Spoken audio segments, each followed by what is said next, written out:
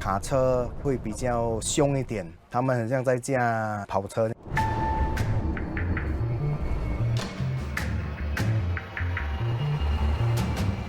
我们要特别小心那些路人跟脚踏车骑士，尤其是在交通灯。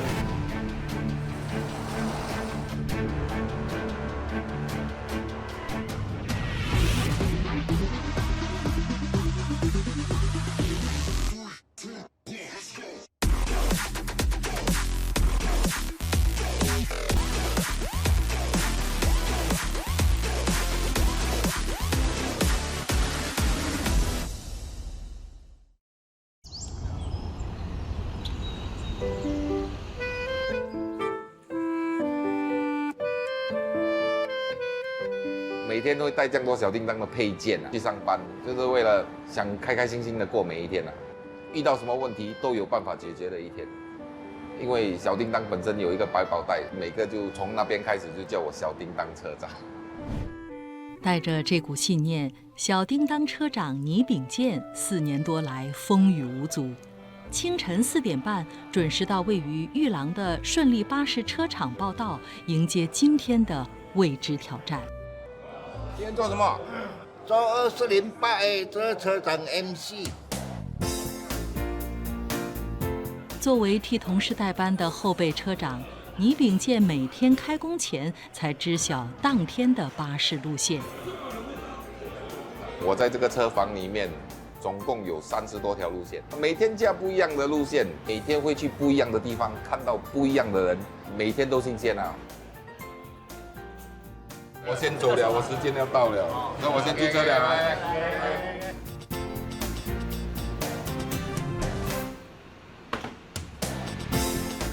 为巴士进行例行检查后，便在规定时间内开往文理巴士转换站，准备接载第一批乘客。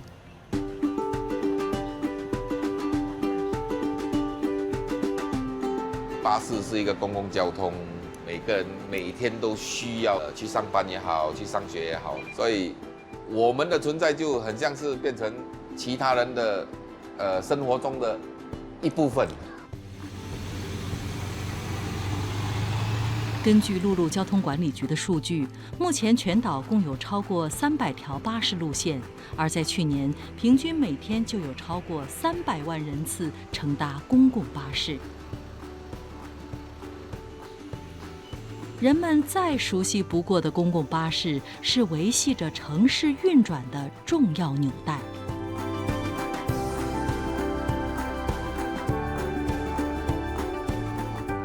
身为一个巴士车长，最重要的素质就是有耐心。年长者，因为他的脚比较没有力，他上车需要比较长的时间。你真的是需要有那个耐心，等他上车，慢慢走到他想要坐的座位。残障人士，他们要出去走啊，就比较不方便。我们只是需要帮他上下车，他们就可以去他们所要去的地方。所以这一部分我觉得很欣慰，可以帮到他们了。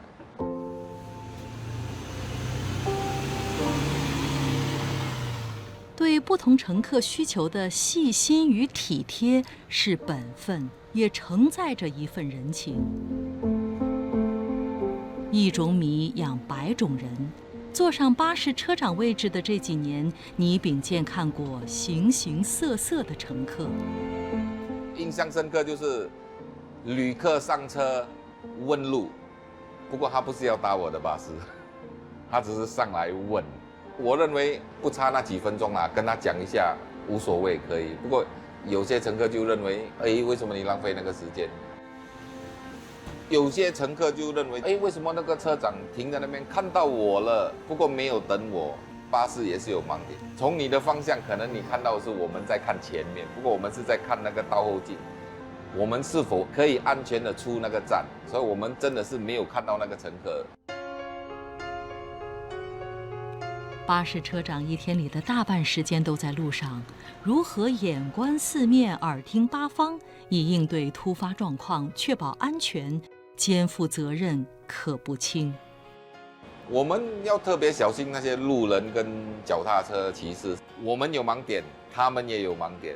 比如转弯的时候，我们要向前才看得到有脚车还是有路人要起步走嘛。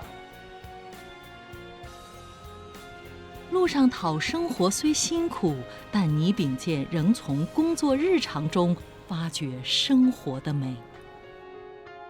我希望常驾的就是174号。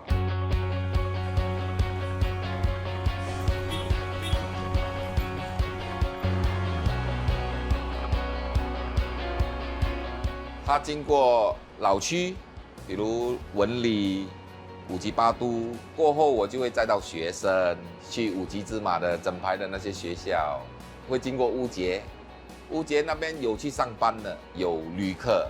再接下来会经过欧南园，那边有中央医院，有去复诊的老年人，这些都是不同层次，你会看到不同品味的人生。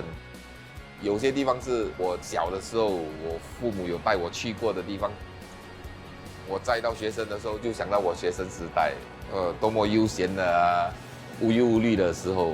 载到那些邻里的大婶去买菜啊，就会想到我母亲。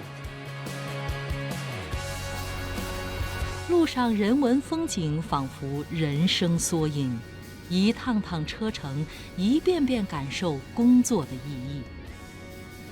身为一个巴士车长4年多了啦，我最喜欢载到的乘客就是学生，因为我本身也有小孩子，能准时跟安全的把他们送到学校，我认为我是做到像一个父亲这样。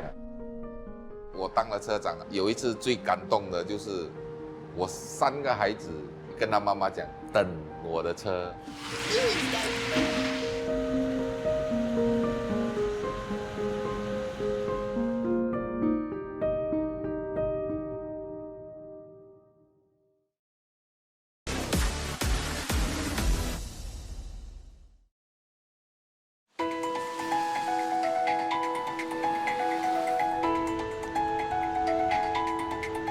Now we are going to wait for Daddy's bus, and I don't know what number he's driving. So we just wait and see which bus come.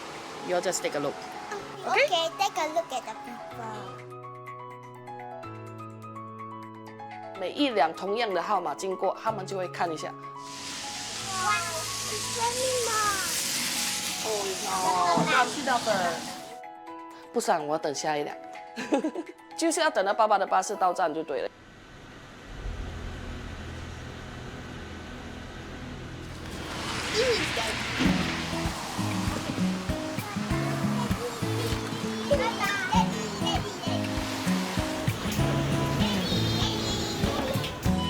I like to take Daddy bus because he is my daddy and I love him. Wow. And I want to give him a surprise. 我会特意带他们去等爸爸的巴士，给他们知道说工作是挺辛苦的，赚钱不容易。另外一方面也是说给爸爸个惊喜吧，毕竟他早早就出门工作了，忽然间看到车站，为什么有3个小孩子这么熟悉的在等着他？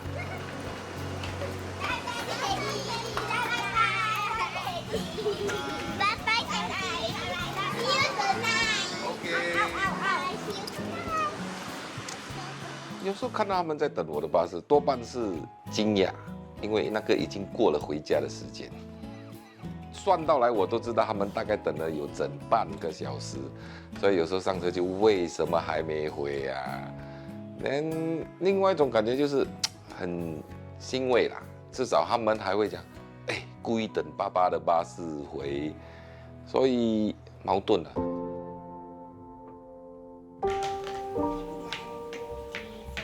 多点时间陪伴家人，是倪秉健4年多前和巴士结下不解之缘的主要原因。前一份工作是食品啊，我之前比较少时间可以陪他们，周末、拜六礼拜，我可能都要送货去给顾客，所以那个时间就已经把我对家人的时间夺磨掉了。然后在朋友的介绍下，了解到巴士车厂时间上是会有，然后我就转行试看看咯。初他提出说要转行当巴士车长，其实起初我不怎么赞成啊。这份工作的压力嘛，我会比较心疼的，就是说他们都是在马路上行驶，而且每天都要注意到马路上的交通状况啦。你安全的话，不代表其他的车辆也是安全行驶。不过我会鼓励他说，去尝试一下吧。家人的支持与认可是倪秉健每天坚守岗位的最大动力。我觉得很骄傲，因为爸爸能安全地带人到他们要去的地方。I'm proud of Daddy because he can help those handicapped to travel around. 一直注重他的睡眠时间，时间一到就叫他去睡觉。还有生活习惯改变了，会唠叨多一点。对，午餐要记得吃。当你做一份工作，有家人的支持，你会花更多时间跟精神放在工作，去学习你需要学的东西。倪秉健常利用下班时间学习新巴士路线。目前，他已熟记30多条路线，当中最长的有多达100个车站。过了前面那个站哦，你就要靠右转右。当你学了路线，他还要考你。一娃早，哎，今天来跟你考路线。讲一下185路线从顺利到 Buona Vista。红绿灯转右，就会进到 Jurong West Avenue 5，直走过了就会看到 Gekpo， 有经过金文泰地铁站，然后就杜甫，地标有玉朗中央警署、玉朗东综合诊疗所。我是后备车长。固定车长请病假或者有急事赶不来，就会动用到我们。作为一个后备车长，你要把你所属的车房的路线都会，你的路线自然而然就会多。OK， 你合格了，明天就可以开始驾。OK， 这样就谢谢你了。驾驶路线越来越多，他能分担的工作也更多。这一份工作啊，你讲对社会的价值，它是一个每个人的需要，它的热忱就是从你里面慢慢，每天都会增加，那个就是你的满足感哦。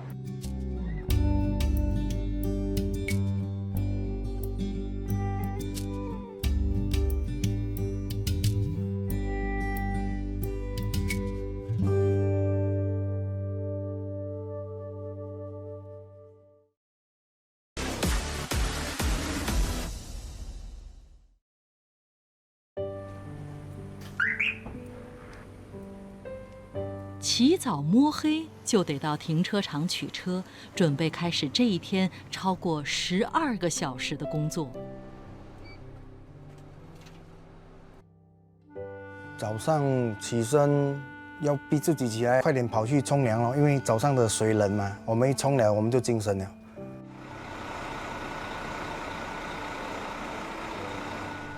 天色未亮，先到岛国另一端但宾尼接载第一批乘客。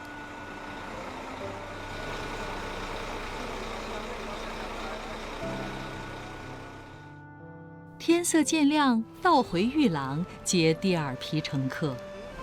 Okay, the seat number for Singapore is 16, 19 to 21. 2趟下来已是早上7点半。准备通过大使关卡前往马来西亚马六甲。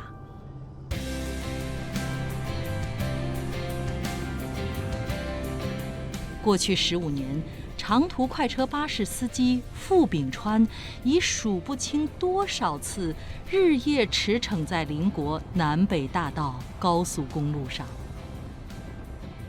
别人眼中的长路漫漫，却是他的心之所向。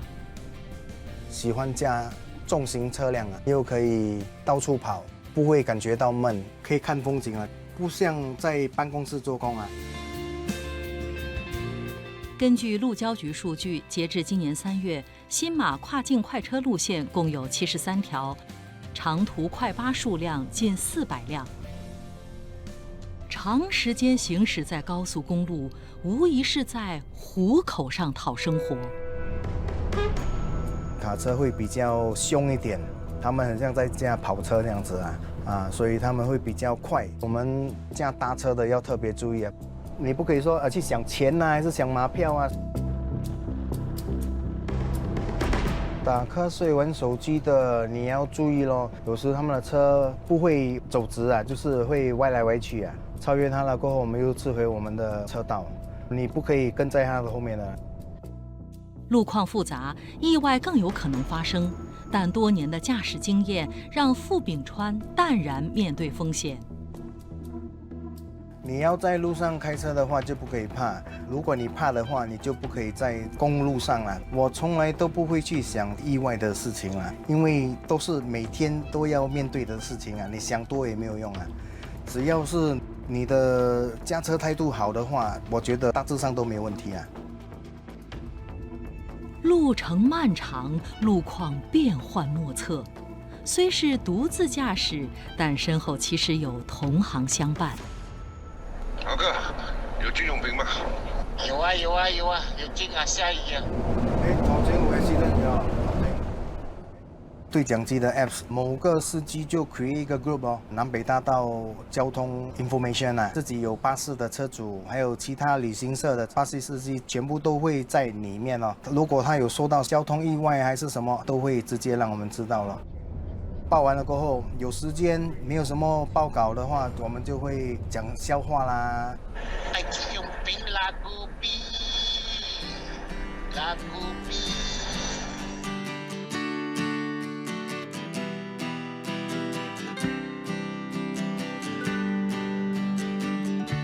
开了大半个早上的车，前路迢迢。傅炳川先到柔佛永平的一个站点小休片刻。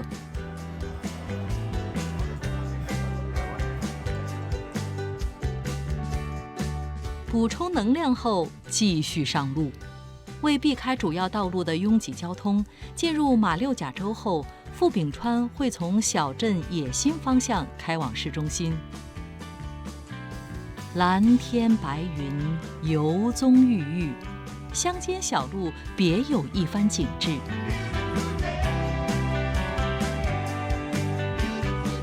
有时我们走那种钢板路，看到牛走过，我们会觉得很好奇有时我们停住给他过马路，哇啦！新加坡你绝对不会遇到的嘛。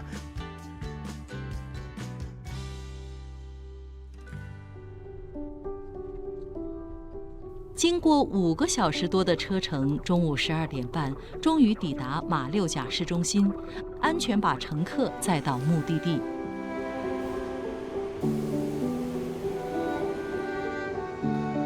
开了整个早上的车，到了午餐时间，傅炳川一般就近解决。之后便抓紧时间补眠，养精蓄锐，直到回程乘客上车。在马六甲停留1个半小时后，就启程返回新加坡。我们的工作时间一天最少都要12个小时云顶的话最少都要14到15个小时有时塞车的话不止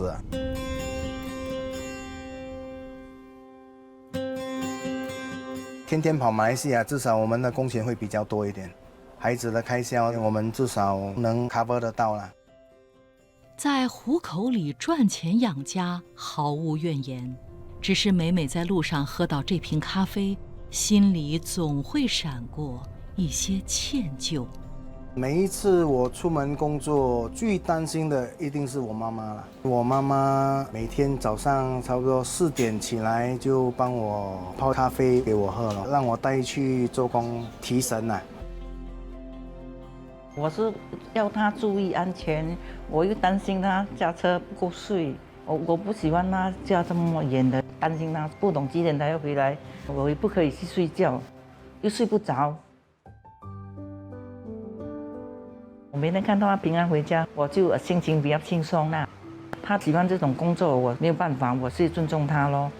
明天也做吗？有，明天走Legoland而已。Legoland比较近啊。了解哦。我妈妈已经73岁了，当然是不要让她那么担心了。有时回来要比较精神这样啦，不要让她觉得我人不舒服啊，还是什么啊。如果有一天我能发达的话，我可以不要做，我就不要做了。我如果有一笔钱呢，我会让我父母亲出国游玩啊，因为他们活到70多岁，还没有说享受人生啊，我可以讲蛮失败的啦。要尽量啊，要尽量去赚钱，能养家就养家了。出远门工作，在家牵肠挂肚的还有结婚10载原籍泰国的妻子。He sacrificed himself for the family to do this job. He has to wake up very early in the morning. Yeah, then come back late at night. Yeah. So he got less time for the family and the kids.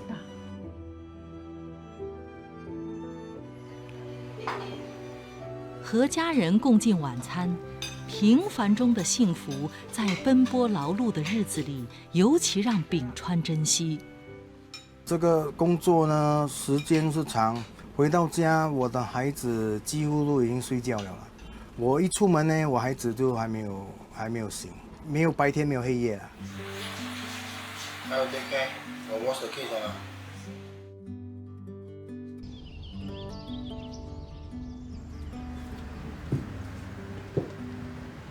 这是你的咖啡，喝了驾车比较有精神。